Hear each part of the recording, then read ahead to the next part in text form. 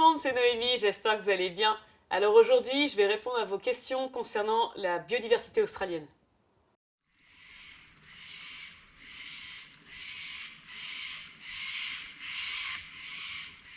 Il y a vraiment beaucoup de serpents, d'araignées et de beaucoup d'autres animaux dangereux pour l'homme en Australie. Ça, c'est pas un mensonge. Alors bien sûr, tout dépend de là où tu te trouves. Tu vas trouver des espèces un peu voilà, différentes, mais d'une manière générale, que tu sois en ville, dans la nature ou sur une ferme, tu vas trouver potentiellement des animaux dangereux pour l'homme. Ça c'est clair. Les serpents, alors ouais, parlons des serpents. Alors comme tu sais bien, les serpents c'est des reptiles, donc ils se nourrissent de petites proies comme des petits mammifères, des petits amphibiens, des petits insectes, mais aussi d'autres reptiles, notamment d'autres serpents. Ça arrive parfois. Donc d'une manière générale, tu peux trouver des serpents n'importe où ils peuvent trouver leur nourriture, mais aussi des endroits où est-ce qu'ils peuvent se reposer, rester au chaud et se protéger des prédateurs bien sûr. Donc dans la nature ou dans les fermes, quand il fait froid, tu auras plus de chances de trouver des serpents sous des piles de bois, des piles de pierre euh, ou autre chose, hein, peu importe là où ils peuvent rester au chaud et se protéger du froid. Quand il fait chaud, par contre, et si t'es vraiment chanceux, tu vas avoir la chance de voir des serpents en train de se réchauffer sur des petits chemins, des petits sentiers, ou bien sur une pierre, ou simplement dans l'herbe, peu importe là où ils peuvent s'exposer au soleil, c'est le plus important. Mais attention, hein, tu vas aussi pouvoir voir des serpents en ville. En Australie, c'est quelque chose d'assez courant. En construisant des villes, bah, les hommes ils ont aussi créé des habitats idéaux pour certaines espèces qu'on trouve souvent en compagnie des hommes, comme les souris, les rats, les pigeons. Mais toutes ces espèces-là, c'est aussi des potentielles proies pour ces serpents. En Australie, donc à Melbourne, les espèces de serpents que tu peux potentiellement observer en ville, ça va être des tiger snakes et puis des brown snakes. Donc voilà, l'humain en construisant des villes, il a aussi construit des garde-manger géants pour ces espèces. Mais tout ça, ça doit pas te décourager à venir en Australie, parce que franchement, les serpents, ils en ont rien à faire des humains. Ils vont vraiment pas essayer de t'attaquer ou de te mordre juste comme ça. T'es pas une proie, t'es pas un prédateur. Ça vaut vraiment pas le coup pour eux de dépenser toute cette énergie pour courir après toi. Donc voilà, si tu les laisses tranquilles, si t'essayes pas d'être vraiment trop proche d'eux ou de les embêter, ils ont vraiment aucune raison de s'intéresser à toi. Souvent, ils vont essayer de s'éloigner de toi ou juste de rester comme ça immobile et de t'ignorer, mais ils vont jamais venir vers toi la bouche grande ouverte en essayant de t'attaquer, ça arrive vraiment jamais. Sauf si tu les embêtes. Les araignées. Alors oui, il y a vraiment beaucoup d'araignées en Australie, notamment des espèces qui peuvent être un peu dangereuses pour l'homme, comme les veuves noires et les white-tailed spiders. Mais les araignées, tout comme les serpents, elles en ont absolument rien à faire de toi. Si tu les embêtes pas, tu les laisses toutes seules, elles vont pas du tout s'intéresser à toi, elles vont continuer leur petite vie. Les araignées, pour elles, t'es juste quelque chose de très grand, un grand objet, un grand support dans leur habitat, mais c'est tout. Elles s'intéressent pas vraiment à toi. L'espèce d'araignée la plus grande que tu vas pouvoir observer en Australie, ça sera certainement la Huntsman Spider. Pour être vraiment honnête avec toi, je suis aussi terrifiée par cette araignée, mais c'est vraiment irrationnel parce que y a aucune raison d'avoir peur des Huntsman Spider. Tout comme les autres araignées, elles s'en foutent complètement de toi. Vraiment, tu ne les intéresses pas. Donc si tu les laisses tranquilles, elles vont pas du tout s'intéresser à toi. Donc les Huntsman Spiders, c'est vraiment des très grosses araignées. Elles font environ une vingtaine de centimètres en comptant les pattes bien sûr. Et une de leurs particularités, c'est que c'est des très bonnes sauteuses. Donc si tu t'approches un peu trop ou si tu les embêtes, elles peuvent essayer de sauter sur toi tout simplement. Mais malgré voilà, leur petite particularité, leur grande taille et leur forte personnalité, les Huntsman Spiders, elles sont absolument pas dangereuses pour les humains. Il y a beaucoup d'autres espèces qui sont bien plus dangereuses pour l'homme en Australie, comme les crocodiles marins, le requin taureau ou alors la petite pieuvre avec les anneaux bleus, qui est très très venimeuse et très dangereuse pour l'homme. Si jamais vous voulez que je vous parle un peu plus de ces animaux, n'hésitez pas à me le dire en commentaire et je répondrai le plus rapidement possible.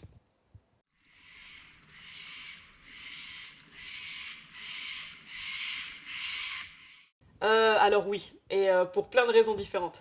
Alors, l'Australie, c'est un pays relativement nouveau et très loin de tout. Environ 2 tiers de la population vit dans les villes côtières, par exemple Melbourne, Sydney, et seulement 1 tiers de la population vit dans le reste de l'Australie. Donc voilà, je vous laisse imaginer, il y a vraiment des grands espaces où il y a vraiment personne ou presque personne.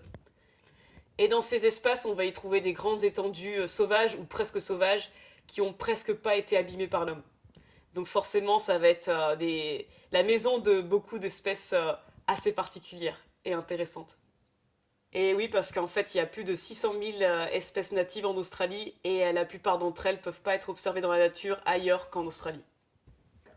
Donc oui, tu vas trouver des types d'habitats un peu similaires en Australie, des forêts, des bois, des prairies, mais ces habitats vont être composés d'espèces vraiment différentes. Imagine des forêts avec des eucalyptus, des bois avec des cacatoès, des prairies avec des earless dragons ou alors des dunes avec des tea trees. C'est à quel point l'Australie est différente de la France. Mais si tu regardes de plus près, tu vas potentiellement reconnaître quelques espèces, comme les renards par exemple, ou alors les pissenlits ou les merles, qui sont tous des espèces introduites en Australie.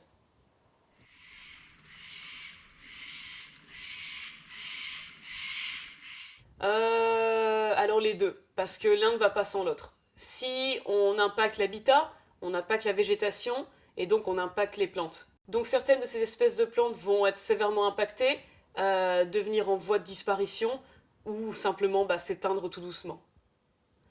Les animaux à leur tour, donc si on enlève leur habitat, on enlève leur maison, on enlève leur source de nourriture, et à leur tour ils vont être impactés et potentiellement s'éteindre tout doucement. Donc c'est un cycle sans fin et c'est pour ça que c'est vraiment très important de faire attention à ne pas détruire la nature.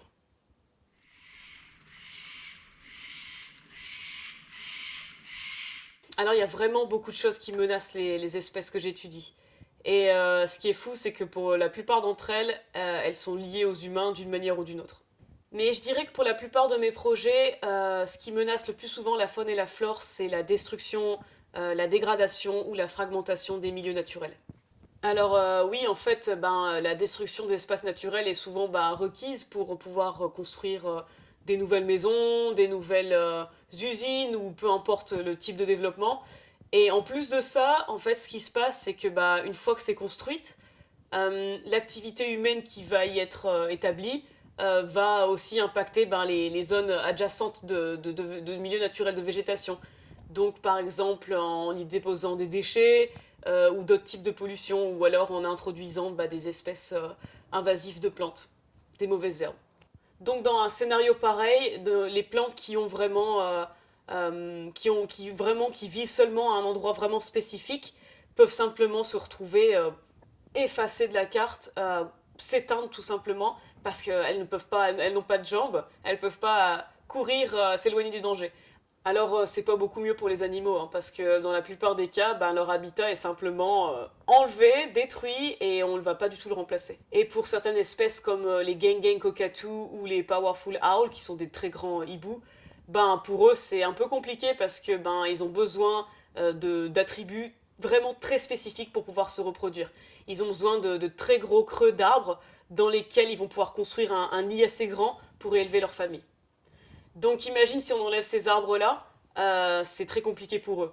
Parce qu'il faut savoir que pour un arbre, pour produire des creux aussi grands, ça peut prendre plus de 200 ans. Donc imagine si on enlève cet attribut-là, où vont aller ces animaux? Comment ils vont faire pour survivre? Ça va être très compliqué. Ils peuvent essayer de se disperser et de trouver un nouveau territoire, mais il y a de fortes chances que ce nouveau territoire soit déjà occupé, donc ils vont devoir rentrer en compétition avec les animaux qui vivent déjà sur place, et forcément ça va augmenter leur stress, ça va peut-être même engendrer leur mort, ou la mort de ces animaux qui se font voler leur territoire. C'est fort possible. Donc ça, c'est ce qui se passe pour les animaux qui ont assez de chance pour pouvoir s'enfuir du danger. Mais imagine ce qui se passe pour ceux qui sont tout petits et qui ne peuvent pas se déplacer assez rapidement pour s'enfuir. Par exemple, le Striped Legless Lizard, qui est un tout petit lézard sans jambes et qui ressemble vraiment à un tout petit orvet. Alors lui, pour le coup, il va vraiment mourir sur place. Ou dans la meilleure des cas, il va simplement se retrouver isolé du reste de la population. Parce qu'il faut savoir que pour cette espèce, un trou de 2 mètres dans son habitat, pour lui, c'est vraiment infranchissable. Voilà, il va se retrouver vraiment isolé. C'est comme s'il y avait un mur entre lui et le reste du monde. Donc voilà, donc imagine si on construit un chemin, par exemple, potentiellement, on peut effacer de la carte une population de Strap Legless Lizard. Donc c'est pour ça que c'est vraiment très important de penser au design avant de construire sur le terrain. Il faut vraiment penser à quels sont les autres habitants de mon terrain, qu'est-ce que je peux faire pour qu'on puisse vivre tous ensemble d'une manière harmonieuse. Alors les autres dangers de la faune australienne, ça va être par exemple les accidents de voiture, les collisions, l'introduction d'espèces exotiques comme les mauvaises herbes, ou alors les catastrophes naturelles qui sont simplement amplifiées par le changement climatique. Donc les feux de forêt, les inondations, ou alors les sécheresses vraiment très intenses.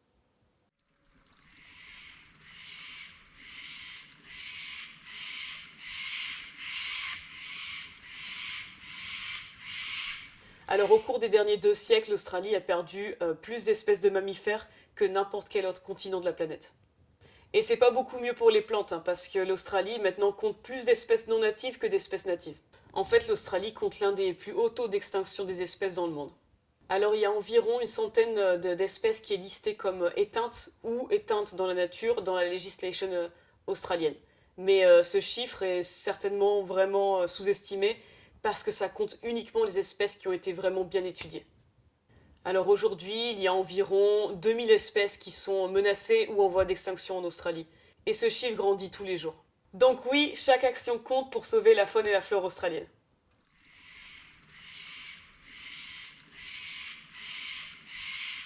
Alors, on estime qu'il y a environ entre 50 et 80 000 koalas dans la nature. Alors ça peut paraître être un gros chiffre, mais en vérité, les koalas sont en voie d'extinction dans beaucoup de territoires australiens. Par exemple, rien que pour les feux de forêt qui se sont produits en 2019-2020, on estime qu'environ 60 000 koalas ont été impactés. Donc oui, le nombre de koalas diminue à vitesse grand V et c'est vraiment super important d'agir maintenant pour sauver cette espèce iconique.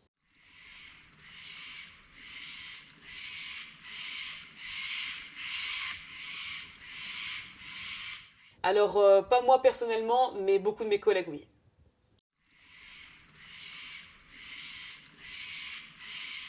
Alors oui, j'ai déjà sauvé un koala, j'en ai même sauvé plusieurs, en les enlevant de la route par exemple, et en les mettant dans un endroit où ils seront en sécurité, donc loin du danger. Mais dans la plupart des cas, je les sauve en les comptant, en m'assurant qu'ils ont assez à manger, qu'ils sont en bonne santé, et surtout en faisant le nécessaire pour être sûr que leur habitat est protégé.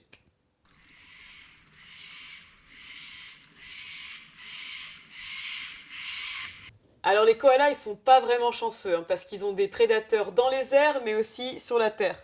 Alors les prédateurs principaux des koalas, ça va être les dingos, les chiens sauvages, les hiboux, euh, les gros hiboux, mais aussi le wedge-tail eagle, qui est une des plus grandes espèces d'aigles en Australie.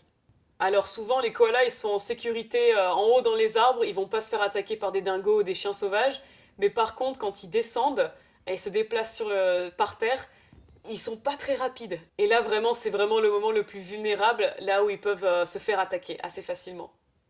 Mais en plus des prédateurs, les koalas ils sont aussi menacés par la déforestation, la chasse, mais aussi les accidents de la route et les feux de forêt.